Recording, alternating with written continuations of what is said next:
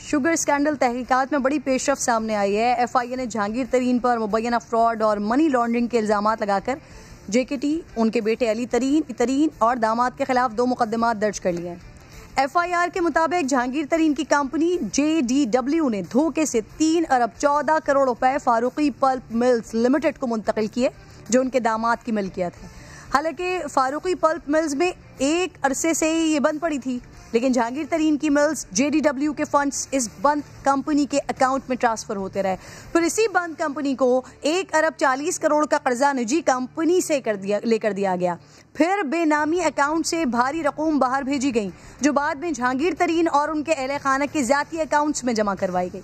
FIA ने इसे जाली इन्वेस्टमेंट, फ्रॉड और मनी लॉन्ड्रिंग करार दिया है। साथ BJDW के CEO के खिलाफ भी किए गई खरीदारी में गबन के इल्जामात का मुकदमा दर्ज किया गया, लेकिन जहांगीर तरीन ने FIA के इल्जामात बेबुनियाद और मनगढ़ंत करार देते हुए कहा है कि बैरून मुल्क मुंतकिल की गई रकम पर टैक्स अदा किया गया, तमाम शेयर्स कानून के मुताबिक मुंतकिल किए, बेटे के तमाम असासे कानूनी जराए से बनाए गए जो डिक्लेयर्ड हैं।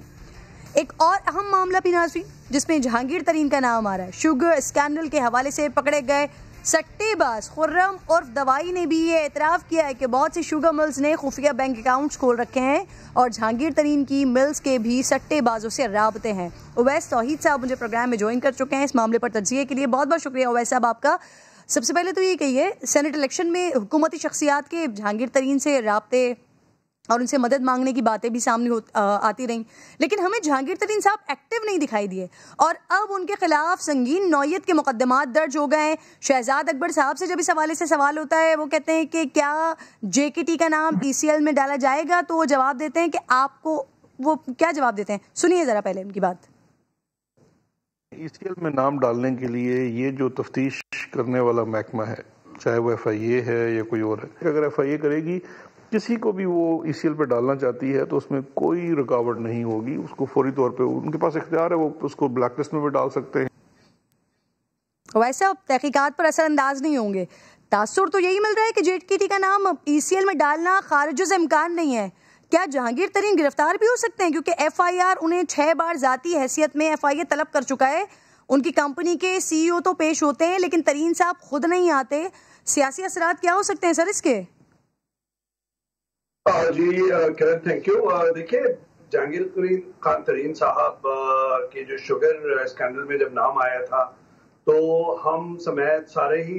लोगों ने पूरे मुल्क के अंदर पजराई हुई थी इमरान खान साहब और उनकी हुकूमत की कि देखिए अपने दस्ते रास्त का जो है उनको भी नहीं छोड़ा और उनका नाम भी आया। पहली दफा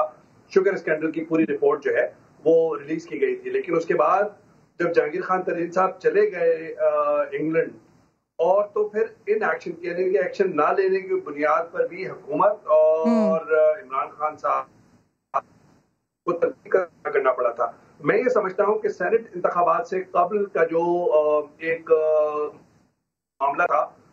रखा हुआ था वो इन एक्शन हुआ है, वो एक्टिव हो गया है, जो कहीं ना कहीं डॉर्मेंट था। और वाजिद जिया साहब जो है वो खुद बड़ा नाम है तहकीकात के हवाले से, तो वो भी जाहिर बात है FIA को हेड कर रहे हैं इस वक्त। और शहजाद अकबर साहब की जो आपने सुनाई, शहजाद अकबर साहब का जहांगीर तरीन साहब के साथ एक, अगर मुझे सही याद हो तो नोक झोंक भी रही है और बयानात का एक सिलसिला भी रहा है। फिर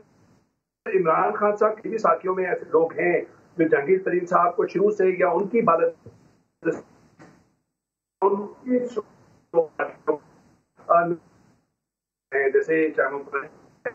जैसे उनके खान साहब के आजम खान है जो जहांगीर तरीन को आपके चैनल पर नदीम अली साहब के प्रोग्राम में बराह रास्त इल्जाम लगाए थे कि आजम खान साहब पे उंगलियों की तरफ इशारा किया था। तो कहने का मकसद ये है कि मैं ये समझता हूँ कि सारे मामले से एक तो जहाँ पे हुकूमत को ये एक होगा कि जी इन्होंने जहांगीर तरीन साहब के खिलाफ जो एक्शन नहीं ले रहे थे उनके खिलाफ ले रहे हैं, इसका मतलब यह है कि अपोजिशन के रहनुमाओं को भी आने वाले दिनों में सर एग्जैक्टली मैं यही बात आपसे करने वाली थी वैसा आप कि यहाँ पर आप हुकूमत को क्रेडिट नहीं देंगे, क्योंकि इस तरह का ये एक तारीखी वाक़या हो गया। इस तरह के पहले कभी किसी वज़ीर आज़म ने गालिबन इस तरह का काम नहीं किया। जहांगीर तरीन साहब जो इमरान खान के करीबी साथी हैं, क्योंकि आप कह रहे हैं सेनेट इलेक्शन की वजह से मामला होल्ड पर था, बट ये शुगर कमीशन की रिपोर्ट इसे पब्लिश भी की गई, फिर 7 महकमों को भिजवाई भी गई, आज मुकदमात भी दर्ज हो गए। सर नहीं, बिल्कुल जाहिर बात है कि देखिए जो एहतसाब जो है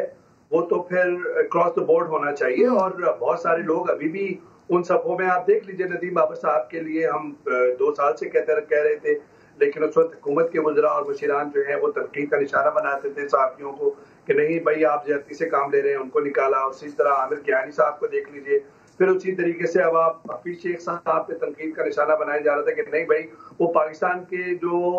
फाइनेंशियल जो पर्पसेस हैं क्या वो सर्व कर सकेंगे नहीं कर सकेंगे, या IMF की आंख से देखेंगे हमारी पूरी माशी जो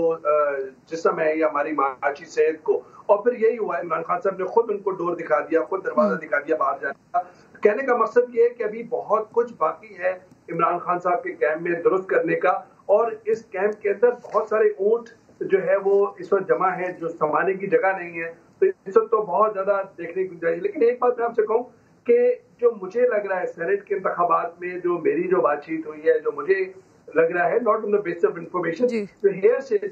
उसमें 2 अकाउंट्स मिल रहे थे इमरान खान साहब के हवालियों में या कैंप में। एक तो ये था कि जहांगीर तरीन साहब शुरू के अंदर जरा एक्टिव हुए थे, लेकिन जब उन्होंने देखा कि इमरान खान साहब का कोल्ड शोल्डर है तो उन्होंने पीछे हट गए वो। दूसरा ये है कि इमरान खान साहब के कान और मजीद भरे गए हैं कि अहमद महमूद खान साहब जो बड़ी सियासी शख्सियत है जनूबी पंजाब की, जिनके साथ बराह रास्त रिश्तेदारी है जहांगीर खान तरीन साहब की, उनके जरिए कहीं ना कहीं गिलानी साहब के लिए कुछ हिमायत जो है वो जहांगीर तरीन साहब ने बराह रास्त से बिलवास्ता मांगी, ये इल्जाम लगाया और इस तरह की इंफॉर्मेशन इमरान खान साहब को दी जो हमारी इत्तलात है। इसका मतलब है जहांगीर खान तरीन साहब का सियासी करियर और उनके खानदान का अब नाम आ रहा है, दामाद और बेटे का। इसका मतलब इख्तलाफात मजीद बढ़ेंगे और खदशा ये है कि आने वाले दिनों में अगर ये लंबा फासला हुआ और ये फासला कम नहीं हुआ इमरान खान साहब और जहांगीर तरीन साहब के दरमियान, तो फिर जरदारी साहब कोशिश करेंगे कि इनको